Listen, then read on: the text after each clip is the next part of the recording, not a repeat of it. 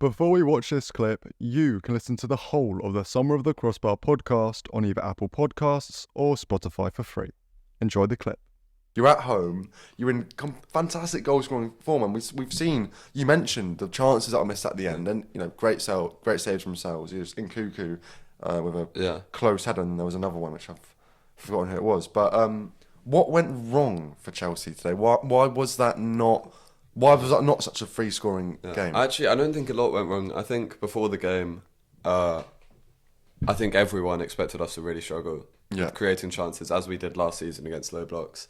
And as we kind of always have, even going back to Tuchel Lampard against low blocks. And I'd say today we created way more chances than I would have expected us to. That Sells, I've never actually heard of him before.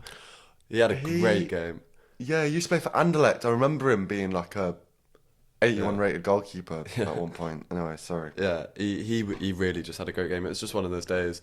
You saw that Palmer double chance. Yeah. It just didn't really go our way. But we held possession well. We moved the ball really quickly. We didn't take enough shots, especially with Sancho. I'm still yet to see Sancho take a shot for Chelsea. I can't remember him taking a shot for us. No. Like, in fairness, he's not the most prominent goal scorer. But, no, he's not. But sometimes it can get if you're a winger, frustrating. you should. Yeah. So I mean, it's kind of the opposite of Madueke in that respect. I mean, we were talking about Madueke because before this podcast, I was asking you what you thinking about him because he scored today.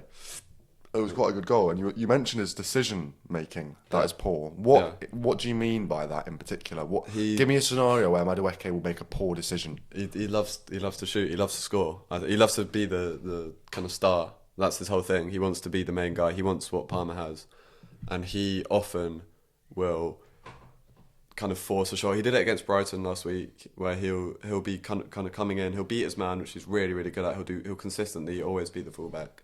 And he'll get into the side of the box, and instead of just driving it across goal for whoever wants to kind of get on the end of it, he'll always try and see if there's a shooting opportunity, which sometimes can be good. Like we saw today, he scored a great goal.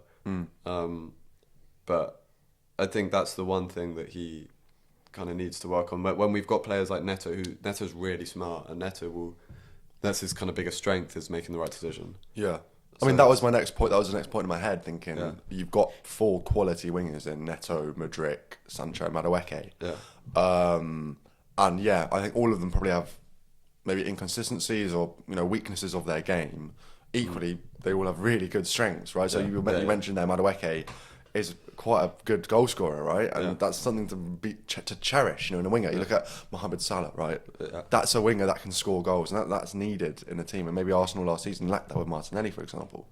Sancho, great on the ball. Mudryk has an incredible pace. Neto, similar sort of incredible pace, can beat a man.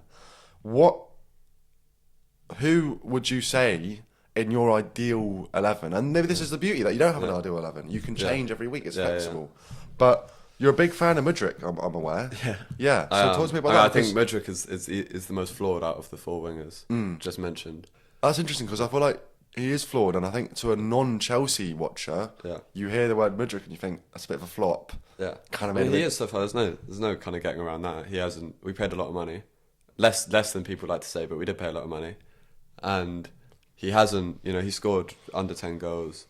He hasn't really been a consistent starter at all. But I see the highest ceiling in him. Why is it? Because, I mean, firstly, physically, he's strong, he's quick.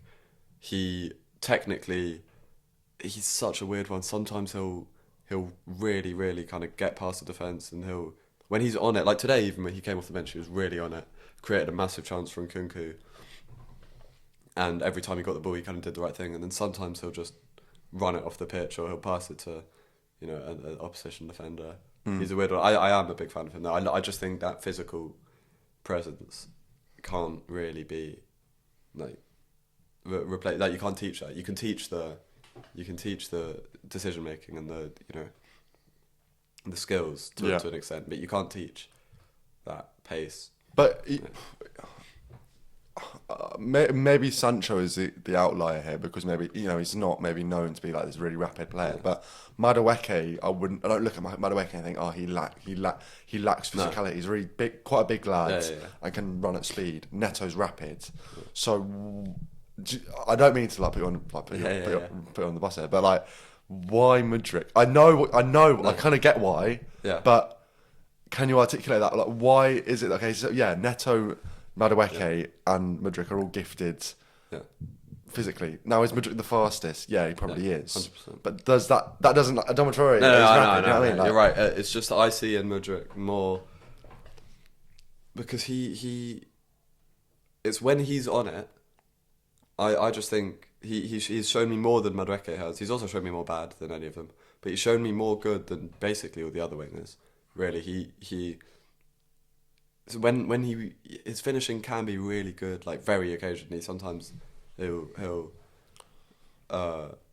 sometimes he'll just do some stupid shots. I mean, for Shakhtar, he was a goal scorer, right? Yeah. So yeah, and his ball striking, you even see it every now and again. He'll just take a really stupidly long shot. Yeah, and it'll be really, really good. Like that ball striking is it really kind of comes naturally to him. His touch has got great touch, but again, it's just such a weird one with him because I'm saying all this stuff, but half the time it's the opposite. Right. Yeah, and that hence why the kind of